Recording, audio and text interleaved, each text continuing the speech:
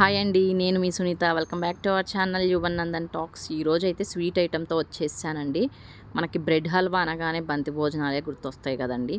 మనం తినాలి అని అనిపించినప్పుడు వెంటనే ఈజీగా చేసుకోవచ్చండి. మన ఇంట్లో బ్రెడ్ ఉంటే కనుక చాలా ఈజీగా చేసుకోవచ్చు. ఇంట్లో ఉన్న వాటితోనే చేసేసుకోవచ్చండి. కాబట్టి అది ఎలా చేయాలో అయితే రెసిపీలోకి వెళ్ళిపోదాం. వచ్చేసేయండి. ఫస్ట్ అయితే బ్రెడ్ తీసుకున్నానండి. ఈ బ్రెడ్ కొంచెం మనకి ఫ్రెష్ దానికన్నా ఒక 1-2 డేస్ది అయితే బాగుంటుందండి. ఫ్రెష్ది అయితే ఎక్కువ ఆయిల్ పీల్చేస్తుంది మనం ఫ్రై చేసినప్పుడు. సో కొంచెం ఒక 1-2 డేస్ది కొంచెం మనకి అలా అయితే సరిపోతుంది. కాబట్టి నేను ఇలా అయితే సైడ్లకు తీసేసుకుంటున్నానండి. మీకు కావాలి అంటే కనుక ఉంచుకోవచ్చు. బ్రెడ్ వేస్ట్ అవ్వకూడదు అనుకుంటే దాంతోపాటే చేసుకోవచ్చు.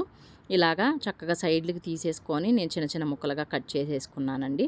డీప్ ఫ్రైకి సరిపడా ఆయిల్ తీసుకొని ఒక కడాయిలోకి ఇలా అయితే వేసేసుకుంటున్నానండి. మీడియం ఫ్లేమ్లోనే మనం ఫ్రై చేసుకోవాలండి. హైలో పెడితే త్వరగా మాడిపోతాయండి. సో లో టు మీడియం ఫ్లేమ్ అడ్జస్ట్ చేసుకుంటూ మనమైతే ఫ్రై చేసుకోవాలి. మంచి గోల్డెన్ బ్రౌన్ కలర్లోకి ఇప్పుడు నేను చూపిస్తున్న విధంగా వస్తేనే మనకి బ్రెడ్ హల్వా అనేది కలర్ఫుల్గా లుకింగ్ చాలా బాగుంటుందండి. ఇప్పుడు ఇలాగ ఫ్రై చేసేసుకొని ఇలా గోల్డెన్ బ్రౌన్ కలర్లోకి వచ్చేసిన తర్వాత ఒక ప్లేట్లోకి అయితే తీసేసుకుంటున్నాను. నెక్స్ట్ ఇంకా ముక్కలు కట్ చేశాను కదండి, వాటిని కూడా ఇలా అయితే వేసేసుకొని ఫ్రై చేసుకుంటున్నాను. ఇలా మొత్తం అన్నిటినీ చక్కగా ఈవెన్గా ఫ్రై చేసుకోవాలండి, మనకి గోల్డెన్ బ్రౌన్ కలర్లో వచ్చేంత వరకు. ఇప్పుడు ఇంకొక కడాయి తీసుకొని అందులోకి ఒక 2 స్పూన్ల నెయ్యి వేసుకున్నానండి. మన దగ్గర ఏ డ్రై ఫ్రూట్స్ ఉంటే అవి మీ ఇష్టం అండి, ఏవి కావాలంటే అవన్నీ వేసుకొని మనం దోరగా ఫ్రై చేసేసుకోవాలి. వీటిల్ని కూడా నేనైతే క్యాషు, బాదాం, కిస్మిస్ అలాగే కొంచెం గుమ్మడి గింజలు కూడా వేసానండి. వేసి చక్కగా గోల్డెన్ బ్రౌన్ కలర్ వచ్చేంత వరకు ఫ్రై చేసుకొని వీటిని కూడా ఒక బౌల్లోకి అయితే తీసేసుకుంటున్నాను.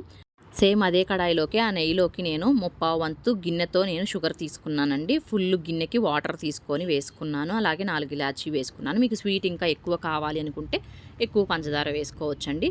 మనం గులాబ్ జామ్కి పాకం పట్టుకుంటాం కదండి, అలా వస్తే సరిపోతుంది. చూసారు కదా, నేను వేళ్ళతో ఇలా అంటున్నాను. మనకు కొంచెం జిగురుగా అనిపిస్తే సరిపోతుందండి.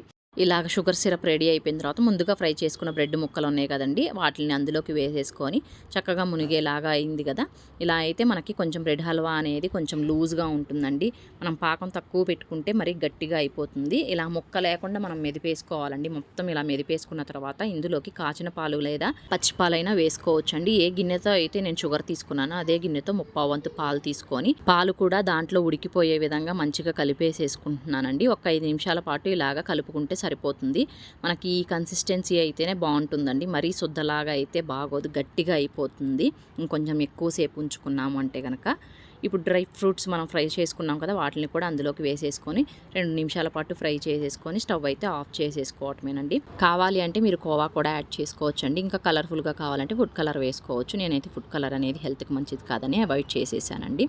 ఈ రెసిపీ కనుక మీరు ట్రై చేసినట్లయితే ఎలా వచ్చిందనేది కామెంట్ అయితే చేసేయండి. ఈ వీడియో కనుక మీకు నచ్చినట్లయితే లైక్ చేయండి, మీ ఫ్రెండ్స్కి షేర్ చేయండి. మరిన్ని వీడియోస్ కోసం మన ఛానల్ని సబ్స్క్రైబ్ చేసుకోండి.